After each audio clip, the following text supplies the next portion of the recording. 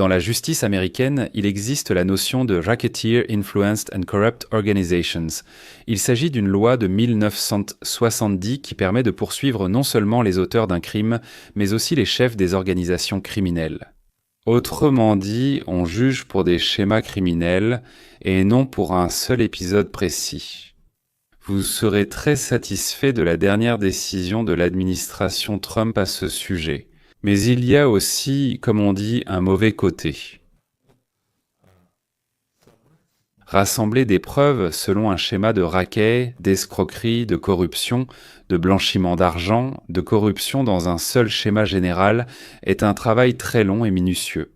C'est difficile, il faudrait idéalement des personnes pour dénoncer les dirigeants, mais il est plus simple de chercher le positif. Cette peine sera bien plus sévère que pour une affaire sans Rico, et l'affaire de Rico n'est pas une affaire aux conséquences graves. Cela nécessite une tonne de preuves et de confirmation des liens, des ordres, avec une chaîne d'exécutants remontant jusqu'au sommet de l'organisation. Et dans les 20 prochaines minutes, je vais vous expliquer comment les fraudes dans le Minnesota, la corruption en Californie et même les élections frauduleuses dans l'État de Washington se sont retrouvées liées ensemble. Et donc ceux qui ont organisé, mené et financé tout cela risquent justement ce fameux Racketeer Influenced and Corrupt Organizations, le Racketeer Influenced and Corrupt Organizations. Le cas de fraude fiscale le plus important jamais enregistré dans l'histoire des États-Unis. Voilà, mesdames et messieurs, ce qui se déroule sous nos yeux en ce moment. 1 milliard de dollars de fraude ici, 3 milliards là-bas. Littéralement, chaque pierre qu'on soulève ne fait que révéler encore plus de fraude. Et même si l'attention principale est actuellement portée sur le Minnesota, croyez-moi quand je vous le dis, des fraudes de cette ampleur ont eu lieu absolument dans chaque État du pays. Après 4 ans d'encouragement au pillage de l'Amérique, le ministère de la Justice de Trump s'efforce de démêler un écheveau de crimes absolument odieux commis contre nos enfants, contre nos malades, contre nos personnes âgées et nos handicapés. Dieu merci, parmi les journalistes américains, il y a des gens comme Semkin qui veulent en découvrir la vérité, et non pas la cacher. Si un crime était commis par notre camp, regardez ce journaliste indépendant qui est allé dans le Minnesota, à des adresses où l'État envoyait des millions pour soigner, prendre soin, nourrir des enfants orphelins, des malades en phase terminale, dans des crèches. Il est allé demander qu'on accepte son fils. Regardez ce qu'il en est ressorti. C'est la qualité de 2020, donc c'est un centre d'apprentissage de qualité. Sur l'annonce, il s'agit bien d'un centre de formation de haut niveau, mais il y a une erreur. Formation en anglais est mal orthographiée, écrit à Formation Center. Alors, nous sommes arrivés au centre de formation ABC. Toutes les fenêtres sont complètement obscurcies. Je voudrais inscrire mon enfant à la maternelle. Puis-je venir avec mon fils Joy? Y a-t-il des documents à remplir ou puis-je visiter la maternelle? Cette année, vous avez reçu 2,66 millions et l'année dernière... 2,5 millions. Nous voulons simplement savoir où sont les enfants. Salut. Je voulais demander où va l'argent. Aucun enfant, aucune condition d'admission pour les enfants, rien du tout.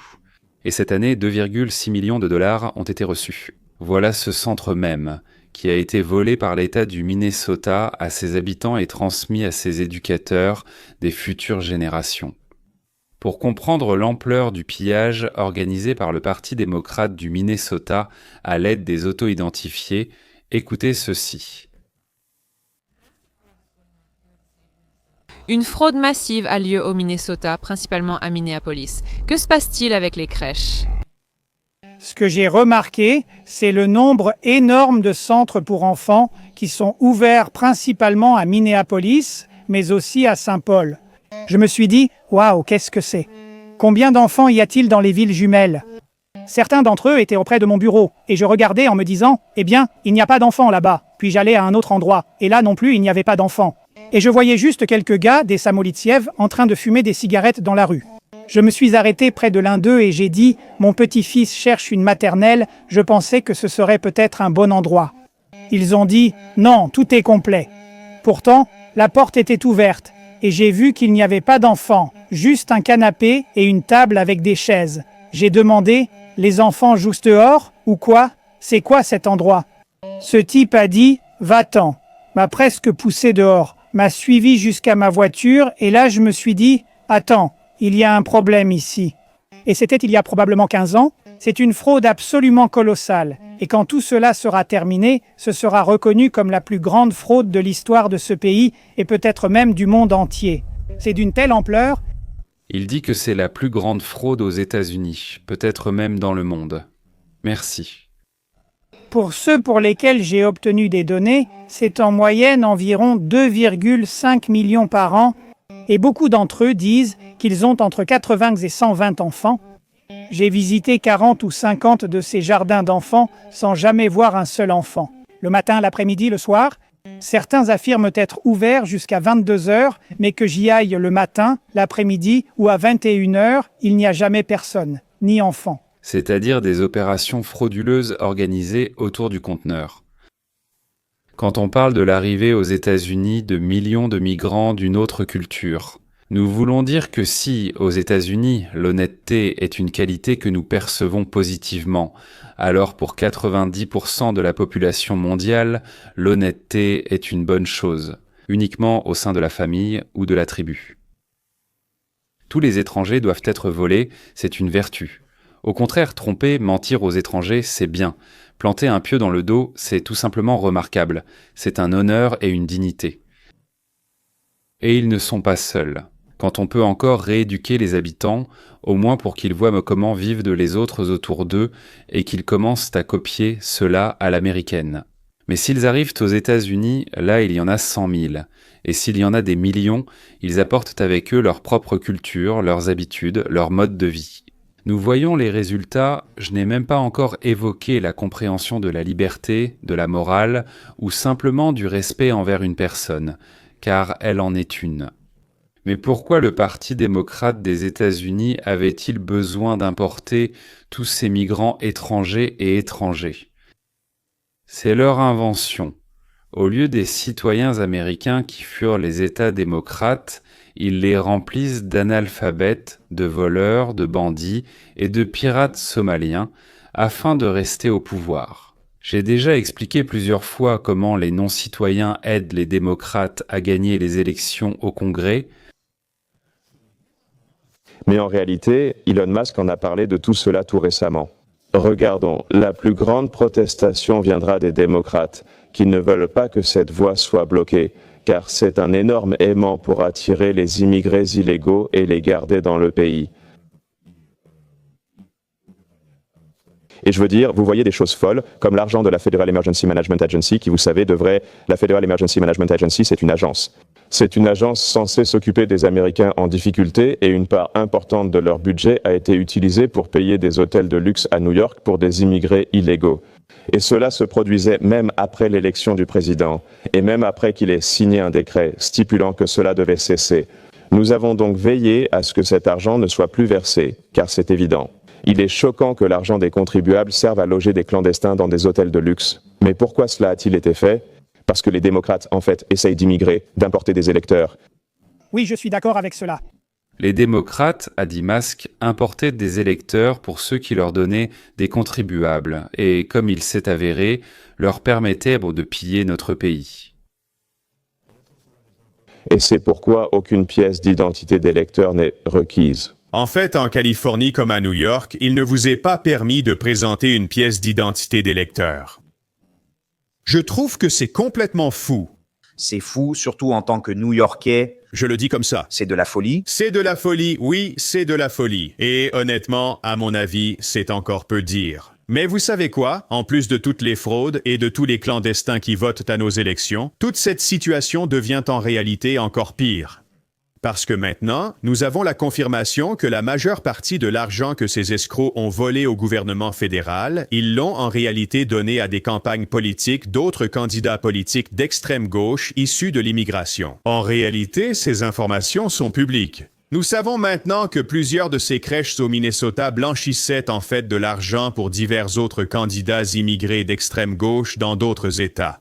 En ce moment, vous regardez des dons de campagne provenant de différentes crèches du Minnesota à un candidat immigré, dans le comté de King, État de Washington, à plus de 1600 miles d'ici. Pour faire simple, mes amis, notre argent est volé par des immigrés venant de pays du tiers-monde, puis il est utilisé pour détruire encore davantage notre propre pays. J'ajouterai à cela qu'une partie de cet argent volé a été envoyée à Al-Qaïda en Somalie. Et cet argent servait à lutter contre l'Amérique et bien sûr contre Israël, c'est-à-dire que nous avons subventionné le meurtre de Juifs en Israël. La suite ? Eh bien, un grand merci au Parti démocrate des États-Unis d'Amérique. Heureusement, comme je l'ai déjà dit plus tôt, au cours des dernières 24 heures, nous avons effectivement vu de nombreux rapports indépendants confirmant que le ministère de la Justice de Trump ainsi que le FBI de Trump se préparent à sévir contre tout cela. En fait, il y a des rumeurs selon lesquelles ils sont vraiment en train de constituer un énorme dossier contre Rick afin de traduire tout le monde en justice. Quand on parle de Rick, cela signifie tout le monde. Ceux qui ont financé, c'est Soros, d'autres milliardaires. Ceux qui ont conçu cela sont les quartiers généraux du Parti démocrate, puis ceux qui ont exécuté. La suite sera-t-elle un vol légalisé ou que faire avec cela? Eh bien, on dit que c'est pour construire des routes et assurer la défense nationale, mais tout cela est un mensonge. C'est pour vous remplacer, pour que des enfants d'immigrés ou des étrangers refusant de s'assimiler et de devenir américains prennent votre place. Ils reçoivent votre argent via des paiements frauduleux et garantissent l'élection des démocrates. Voilà le fonctionnement du système tel qu'il a été révélé. Voici comment ils agissent sous notre nez. 8 années d'Obama ont servi à construire un système pour transformer les États-Unis en un pays à partie unique d'un avenir radieux. Dessiné à New York. Comme l'écrit le New York Times, il est tout simplement impossible d'ignorer cette fraude. C'est l'histoire la plus virale de tout Internet. Actuellement, le New York Times l'a ignoré. Ils ont tenu aussi longtemps qu'ils ont pu, puis ils ont craqué et ont commencé à dénoncer les leurs parce qu'on a commencé à les arrêter. Et pas un ou deux, mais déjà 59 personnes. Et pour des affaires d'escroquerie, et il me semble qu'il y a encore 20 ou 30 affaires en cours en ce moment. À suivre. Des dizaines de personnes, 59 au total, ont été condamnées pour des schémas frauduleux. Tous sont des Somaliens et ils ont détourné des milliards de dollars fédéraux. C'était un vol effréné. Cela augmente chaque jour. Vous pouvez vérifier sur le site du ministère de la Justice. 6 accusés supplémentaires ont plaidé coupables, 78 actes d'accusation différents. Pour ceux qui entrent, pilent et détournent les systèmes de paiement comme Medicaid, Medicare, Sécurité sociale ou Covid, vous savez, là, tu commences à te demander, attendez une seconde. Nous avons amené ici des gens issus d'une société frauduleuse de la Somalie, qui est une société défaillante, un pays complètement et absolument corrompu, avec un taux élevé de consanguinité, des épouses enfants, des coutumes malsaines, la charia, des guerres tribales, un effondrement total, un pillage et vol partout dans le pays. Nous ne pensons pas que cela arrivera ici. Ce dont nous avons parlé avec vous, mesdames et messieurs, c'est que nous les faisons venir, et eux, ils nous apportent, ils nous amènent, ils nous imposent leur mode de vie, leur style d'existence. Il y a 4 ans, quand tout cela a explosé et que des millions de personnes quittaient le pays, qu'est-ce que le FBI faisait de si important pour occuper tout leur temps et leur attention ? Il y a 4 ans, les accusés dans l'affaire du 6 janvier faisaient l'objet de raids tactiques à grande échelle du FBI avec tout l'équipement complet. Ils ont perquisitionné la maison de Donald Trump à Mar-a-Lago. Des républicains ont été jetés en prison pour 22, 23, 25 ans simplement pour avoir protesté contre les élections. Les démocrates sont de vrais monstres quand il s'agit de ce genre de choses, alors que les républicains sont des souris. Et ce matin, j'ai appelé le FBI, j'ai appelé un haut fonctionnaire du FBI, et nous avons eu une conversation. Et j'ai demandé, écoutez, vous savez, est-ce qu'il va se passer quelque chose ici? Et voici la réponse que j'ai reçue. Cela pourrait vous plaire, ou peut-être pas. Je vais simplement exposer ce qui se passe et, je suppose, laisser les actions parler d'elles-mêmes. C'est quelqu'un de la haute direction du FBI dont le parcours est irréprochable pour prédire ce que l'agence va faire qui m'a informé de cela. On m'a dit que la vie deviendrait très difficile pour les escrocs somaliens et leurs complices. Ils m'ont reparlé des enquêtes et poursuites contre d'autres escrocs somaliens affirmant que cela se passe actuellement. Cette source du FBI m'a dit qu'ils ont considérablement renforcé les unités d'enquête et criminelles à Minneapolis et que des arrestations publiques d'escrocs somaliens auront lieu très prochainement. Ils ont déclaré qu'ils étaient au courant de la vidéo virale de Shirley et qu'elle correspondait au travail criminel actuel du FBI dans cette région. C'est une citation exacte. Des milliards de dollars fédéraux volés et des entreprises frauduleuses sont des crimes fédéraux graves qui peuvent entraîner de lourdes amendes, des décennies de prison et une possible expulsion. Cela devrait permettre de retirer la nationalité et de renvoyer les personnes chez elles. Ils ont fait venir 80 000 Somaliens à Minneapolis sans justification ni raison pour leur présence ici. À vrai dire, personne n'a jamais expliqué pourquoi cela s'est produit, si ce n'est à cause de la fraude constante et totale dans un système qui élit sans cesse les démocrates dans cet État. Cela a été fait sous Barack Obama, cela a été fait pour servir de modèle au reste du pays. Qui dirige et dirigera le FBI, quand il ne faut pas emprisonner, mais expulser et récupérer notre argent, c'est-à-dire qu'il faut aussi emprisonner, mais les renvoyer chez eux pour qu'ils profitent de ce qu'ils ont volé, ce n'est pas une très bonne idée, il me semble. Et pour vous, la suite est comment? Le fonctionnaire a cité 78 accusations contre des escrocs somaliens ayant volé des allocations Covid, illustrant ce qui nous attend. J'ai interrogé sur les dons à Act Blue, les candidats démocrates et les crèches somaliennes frauduleuses. Le fonctionnaire m'a dit que le FBI enquêtait sur Act Blue et de suivre l'argent. Donc, nous avons découvert et constaté que des gens examinaient les dons à Act Blue et trouvaient que ces crèches somaliennes frauduleuses faisaient massivement des dons aux candidats démocrates à travers tout le pays. Est-ce qu'ils font cela pour s'assurer que plus de Somaliens soient élus au Congrès, pour qu'ils puissent adopter plus de lois sur l'aide sociale, pour qu'ils puissent augmenter les allocations de sécurité sociale et pour qu'ils puissent obtenir plus d'argent? C'est une opération totalement parasitaire, c'est du parasitisme, c'est un parasite qui doit aspirer le sang et la force vitale de son hôte. Et c'est exactement ce que c'est. Ils sont ici, ils sont venus ici. 78 Somaliens en Amérique reçoivent des allocations. En plus des milliards, 78 migrants venus de Somalie reçoivent une aide sociale d'1 milliard. Voilà tout ce que nous devons payer là-bas. Les appartements, la nourriture, la médecine, les transports. C'est formidable, n'est-ce pas? Oui. C'est-à-dire qu'ils ont amené ici des gens qui, tout de suite, se sont mis à vivre à nos crochets. Ils ne nous aidaient en rien, mais vivant à nos dépens. Et que Tim Walz, évidemment, était parfaitement au courant de cela. Tim Walz est un vrai escroc, parce que c'est la pure vérité. Ce n'est que la partie émergée d'un immense iceberg de fraude qu'Elon Musk a enquêté. D'ailleurs, ce phénomène est très répandu. Il est intéressant de noter que le gouverneur du Minnesota a basé sa défense contre les accusations de complicité ou de négligence sur l'accusation des républicains. Écoutez donc ce merveilleux non-sens. De quoi les républicains sont-ils coupables? Personne parmi les républicains au sein de l'organe législatif n'est intéressé à résoudre ce problème. Mon Dieu, pour eux, ce serait terrible si cela était réglé dès le début de l'année. Sur quoi feraient-ils alors campagne? C'est-à-dire que les républicains, qui sont minoritaires au Minnesota et donc ne décident de rien, ne veulent apparemment pas mettre fin au pillage du pays, parce que vous ne devinerez jamais, parce que si on arrête le pillage, alors les républicains n'auront plus rien à dire lors des élections. Voilà pourquoi.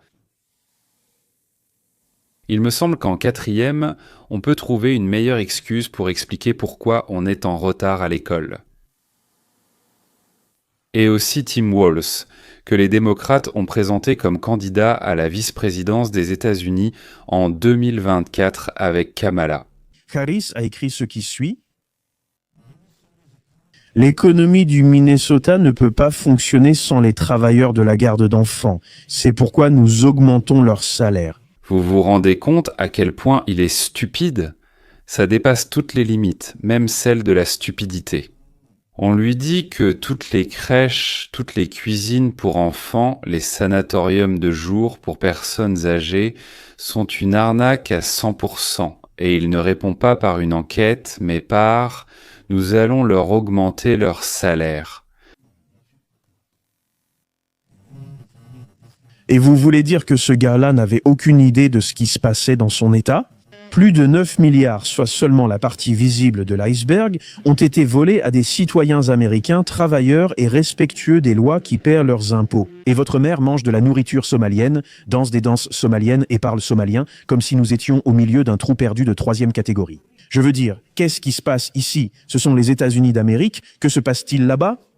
Cet homme mérite des poursuites fédérales et une vraie tenue de prisonnier. Je pense que Donald Trump en a tout aussi marre que nous. Et je pense d'ailleurs qu'en 2026, parce que nous allons vers les élections de mi-mandat, nous verrons enfin des comptes à rendre. Cet homme pensait sérieusement que Tim Walz, surnommé Tampon, méritait d'être la 2e personne la plus importante du plus grand pays que le monde ait jamais connu, les États-Unis d'Amérique. Si cela ne vous dit pas tout ce que vous devez savoir sur les démocrates, alors je ne sais pas quoi d'autre pourrait le faire. Mais les démocrates, aussi bien au Minnesota qu'à Washington, étaient au courant des fraudes. Je pense même qu'ils y ont participé. Mais comment savons-nous qu'ils étaient au courant? C'est très simple. Il suffit de regarder sur Internet, de consulter Internet. Nous le répétons encore une fois. Nous avions averti les démocrates et Kamala Harris à propos de Tim Walz avant qu'il ne soit choisi comme candidat à la vice-présidence. C'était avant que les nouvelles sur la fraude au Minnesota n'apparaissent. Personne n'a répondu. Démocrates, réfléchissez à vos valeurs. Combattre la fraude et la corruption dépasse les partis politiques. Tim Walz a causé d'énormes dégâts à notre État et à ses agences. Cela vient des gens ordinaires, des contribuables travailleurs et honnêtes, des citoyens respectueux des lois, de ceux qui travaillent chaque jour. Ils le voient de leurs propres yeux. Chaque jour, ils en ont averti Kamala. Il a causé un tort incroyable à notre État et les agences ont poursuivi les lanceurs d'alerte, ceux qui luttaient contre la fraude, et maintenant ils apportent des preuves, parce que les démocrates n'apportent jamais de preuves. Voici ces preuves que vous voyez. Chaque agence, marquée par une date, comporte également des notes pour le lanceur d'alerte qui sont équivalentes.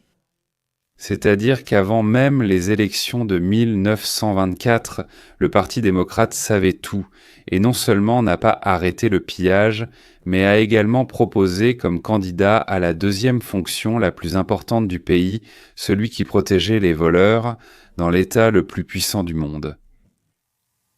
Mais je veux encore vous montrer une chose. Je veux vous montrer le point de vue des Somaliens eux-mêmes. La suite arrive. Tout d'abord, je suis vraiment choqué que Trump nous attaque. Je pense que Trump devrait nous remercier pour de nombreuses raisons, et je vais expliquer. Avant tout, je crois que nous sommes un bon exemple de ce à quoi peut ressembler le rêve américain.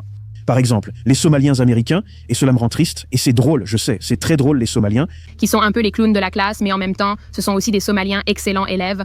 Ils ont beaucoup de succès au Minnesota, j'y vais souvent et je repars toujours très inspirée.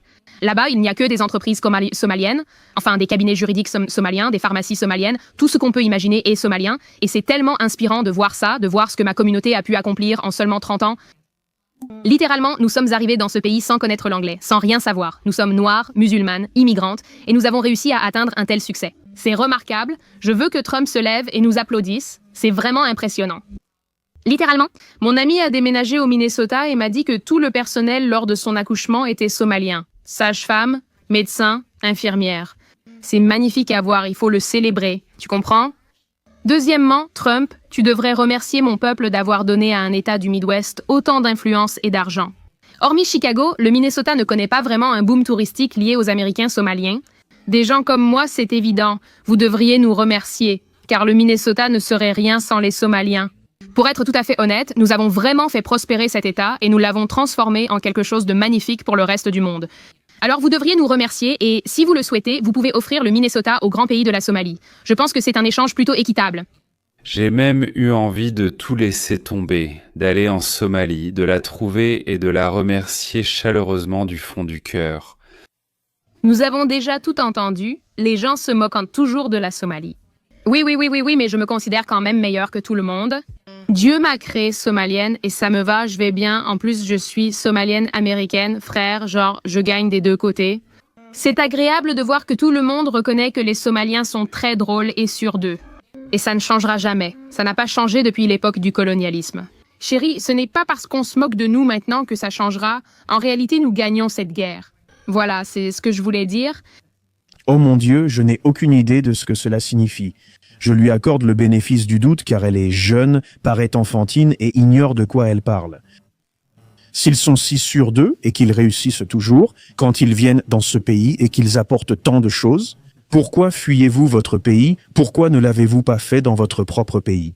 Et puis, avez-vous vu la Somalie récemment? La Somalie, c'est littéralement le 4e monde, même pas le tiers-monde, c'est un trou du 4e monde. Pourquoi n'avez-vous pas fait de votre pays une Amérique 2 si vous êtes si inventif et innovant? Je ne sais pas, mais ce qui m'a frappé, c'est qu'elle est une enfant, donc inutile de répondre ou réagir. Cependant, qu'est-ce qui était intéressant? Parce que cela est lié à l'islam, à la force même, je veux dire, à l'une des forces les plus destructrices de l'histoire de l'humanité. Tout ce que l'islam a touché s'est transformé en véritable déchet. Elle a dit que nous gagnons la guerre. Qu'est-ce que cela signifie? Quelle guerre? Charlie Kirk a dit que l'islam n'est pas compatible avec la civilisation occidentale. Je suis d'accord, mais j'irai plus loin. Je ne pense pas que l'islam soit compatible avec quelque civilisation que ce soit à l'est, à l'ouest, au nord ou au sud. Peu importe, regardez n'importe quel pays plongé dans les coutumes islamiques. Et nous ne parlons pas des Émirats arabes unis, ils sont presque capitalistes et soutiennent pleinement l'Amérique et les idéaux occidentaux. 99 d'entre eux sont revenus à l'âge de pierre. Là-bas, il y a la faim, l'oppression, la pauvreté, la guerre, la lutte, l'effusion de sang, l'effondrement économique. Personne n'a tiré profit de cette idéologie. Au fait, je me demande ce que vous pensez de l'islam ISO, de l'existence de l'islam et d'autres idéologies, ou de la façon dont l'islam a aidé, au cours des 2 ou 3 derniers siècles, les pays où il est pratiqué à se développer, à accroître la prospérité, la sécurité des citoyens. Comment l'islam a-t-il apporté l'ordre, la tranquillité, la liberté et tout le reste, ce à quoi chacun de nous aspire? Et maintenant, pour la finale, le FBI a mobilisé d'importantes forces. Dans le Minnesota, des fraudes ont aussi été découvertes au Nebraska, en Californie, dans l'Illinois et à Washington. Ce sont tous des groupes d'immigrants, unis par leur origine, sachant que les leurs ne les trahiront pas. Ce n'est pas parce qu'ils s'aiment tant là-bas, mais parce que tous leurs proches, ici et là-bas en Somalie, seraient tout simplement éliminés. Si ce contenu vous plaît, abonnez-vous et activez la cloche pour recevoir chaque jour des histoires intéressantes. À la prochaine fois.